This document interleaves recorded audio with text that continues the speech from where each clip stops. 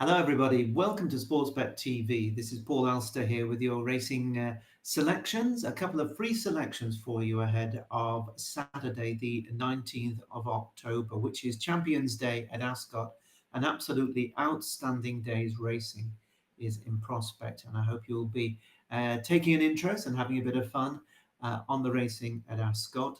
If you're joining me for the first time, please press the subscribe button just below this screen. It's for free. You'll be able to get my selections whenever I post them. I'm always looking for horses at big prices. Nearly 4.5 years this service has been running, showing regular profits.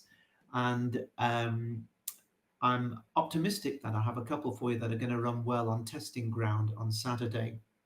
I've also got 5 selections going over at Out in Front, which is my subscription service. You're more than welcome to join. You can sign up by clicking the link in the description box just below this screen. It's just £25 a month.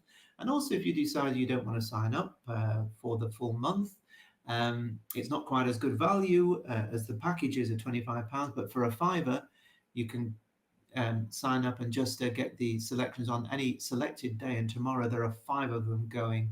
And there's been a lot of work put into trying to find some horses, some of them at very big prices at up to 50 to 1 on the Out in Front surface on Saturday.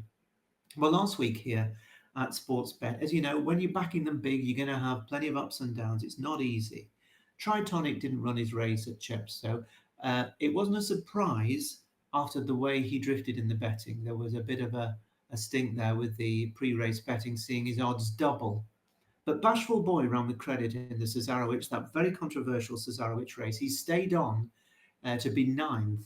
He was subsequently promoted to 8th on this week's disqualification of Alphonse Legrand, the winner. Now, he should have been disqualified on the day. It was a shambles that the Newmarket stewards couldn't count to 10 on their own and see how many times the horse was hit, disqualify him there and then.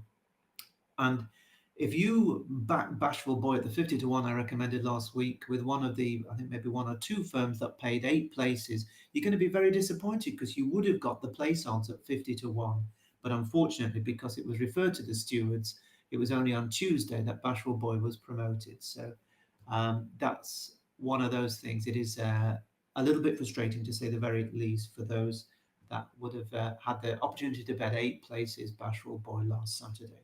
Hopefully there'll be none of those shenanigans at Ascot this Saturday. The first race that I'm looking at for you is one of the biggies, the QE2 Stakes, 3:15 at Ascot, the Queen Elizabeth II Stakes, soft ground and 13 runners. Now, terrific horse, his favourite, Sharon, trained by Roger Varian. He's very much the one to beat in this QE2 this year. His Group 1 wins have come in the Queen Anne Stakes at Royal Ascot this summer and in the Prix Jacques Le Marois at Deauville. They mark him down as a high-class miler. He found Tribalist too good for him on soft ground at Longshot last time, and while this horse goes on soft, I've got a feeling that he might not be quite as effective as he is on a sounder surface, and for that reason alone I believe he's worth taking on, although I wouldn't be at all surprised if his class carries this grey through to victory. He's a terrific horse. I hope he stays in training next season. Tamfana for David Manicia has proved herself amongst the very best of her generation, having looked unlucky in running when she was beaten only a length in the 1,000 guineas back in May. She went on to finish 3rd in the French Oaks before failing to stay a mile and a half the time after, and Connections then decided unequivocally she's better at this mile. They returned her to it at Sandown 7 weeks ago. She was a comfortable winner at the Group 3 Atalanta Stakes. And then last time out, she looked really smart at Newmarket when she powered away with the Group 1 Sun Chariot Stakes against older horses. Another big run is expected, even allowing for the fact that she's been on the go right from the start of the season. And sometimes for fillies, that can be a bit of a problem. A win for Prague, trained by South African Dylan Kuhner, would be a fairy tale success for Connections. They only paid 10,000 guineas for this one out of Aidan O'Brien's yard. Aidan obviously felt he wasn't going to make it. But this horse won really well in soft ground at Newmarket 3 weeks ago in the Group 2 Joel Stakes. This is a much tougher task, though. And while I think Prague could run well, I don't think he's up to finishing in the first 2 or 3. Aidan O'Brien himself runs Henry Longfellow, who was 3rd not far behind Sharon in the race won by Tribalist in France last time, having earlier in the term run the very classy Rossalian to just a neck on the fast ground in the St James's Palace Stakes. But will he go on soft ground? That's the worry for Henry Longfellow. And the French are represented by the talented Facteur Cheval, trained by Jérôme Renier. He was beaten 6 lengths in this very race 12 months ago when he was runner-up to the runaway winner, Big Rock. Now, that form hasn't really worked out this season, but Connections had a mighty payday with this horse in March when Factor Cheval landed the Dubai Turf at Meydan and a first prize of £2.3 million. So I'm not going to be crying for them. He's a very good horse, though. He isn't lightly dismissed. Now, my selection is the other French challenger in the race, Metropolitan, trained by Mario Baratti and ridden by Christian de Moro. He's got my vote here because the ground is sure to help his cause. It was soft when he won the French 2,000 guineas on only his fourth career start, making it 3 from 4 at that time. And considering the fast ground was against him and he got blocked in his run at Royal Ascot in June, he did very well, I thought, to eventually stay on to finish third behind Rossalian in the St James's Palace Stakes. And after 8 weeks off, he returned to the fray and ran well to be second to the Flying Grey Sharon on good ground in the Prix Jacques Le Marois at Deauville. In my view, it's not beyond the bounds of possibility that Metropolitan might just have come on for that first run back after his summer break. And now, with the ground right up his street, I think he's going to get a lot closer to Sharon. It was originally 11 to 1, but he's now come up 12 to 1 with plenty of firms. That's offered each way for Metropolitan, who's my first selection of 2 that I'm offering free here at Sportsbet for Saturday Champions Day.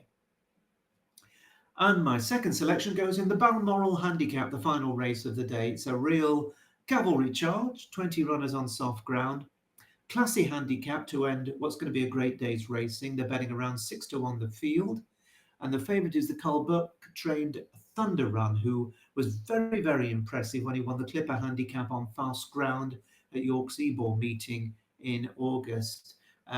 He had one on good to soft earlier this term, so there's a decent chance he will handle these even softer conditions, but he's up now to a mark of 100. He'll have to be right on top of his game to follow up that Knavesmire success. He's also got a stand-side draw. We know how the draws can be incredibly frustrating and confusing, but that might not be the ideal place. We'll wait and see. Who knows? Maybe it's the prime position. But historically, centre to far side has been best on Champions Day for the most part. Now, both Bo Pedro, trained by David O'Mara, and Carry the One, trained by Michael Bell, ran really well here in defeat a fortnight ago over 7 furlongs. They both stayed on, so the return back up to the mile will help them. And Holloway Boy for Carl Burke and Cicero's Gift for Charles Hills were separated by just half a length at Sandown earlier this summer. Holloway Boy has been more consistent since then, but he does look handicapped right to the hilt. I think he's off 110. While Cicero's Gift, a bit disappointing in his last 3 runs, but I think the return to the easy ground is going to help.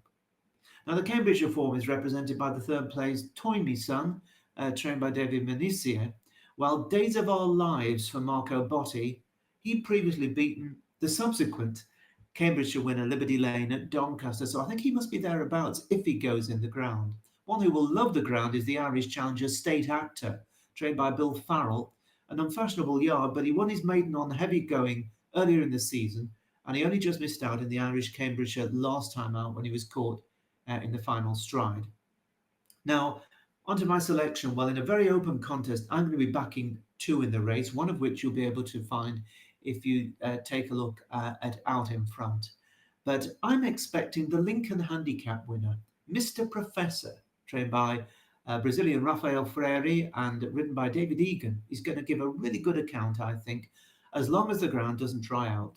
He revelled in the really testing ground back on the very first day of the season at Doncaster. Do you remember that? In the Lincoln Handicap, he beat Latam, Julie Camacho's horse, by a length and a half, and Latam takes him on again. There probably won't be a lot between them.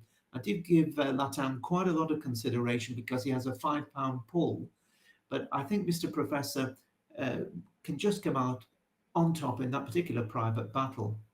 Now, when he won the Lincoln, Mr. Professor was trained by Dominic French Davis, but like so many Amo racing horses, their owner is very opinionated. He pays the bills, of course, so he who pays the piper. And he transferred Mr. Professor away from Dominic French Davis and to Rafael Freire, who's been brought in to train a lot of his horses now.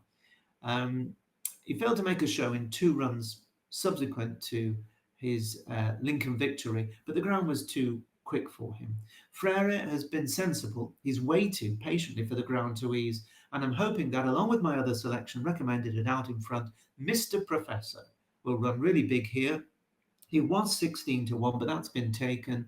There is 14 to 1, though, still there, each way for 5 places at least. So Mr. Professor is my choice for you in the Balmoral Handicap that ends Champions Day on Saturday. I hope it's going to be a brilliant day's sport.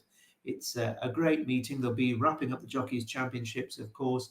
And do remember that next weekend, when I'm back with you, as well as the Old Racing Post Trophy at Doncaster, the Group 1 for the 2-year-olds, we're going to be at Cheltenham. And as I'm sure many of you know, Cheltenham is my first love, and I've got a terrific record there. So why not think about signing up to the Out in Front Surface? You won't miss any of the action of the 3 days at Cheltenham next week, and that and all the other big jumps meetings going through the winter and spring. But for now, from me, Paul Alster, I wish you a very good day. Enjoy your weekend's racing. Bye-bye.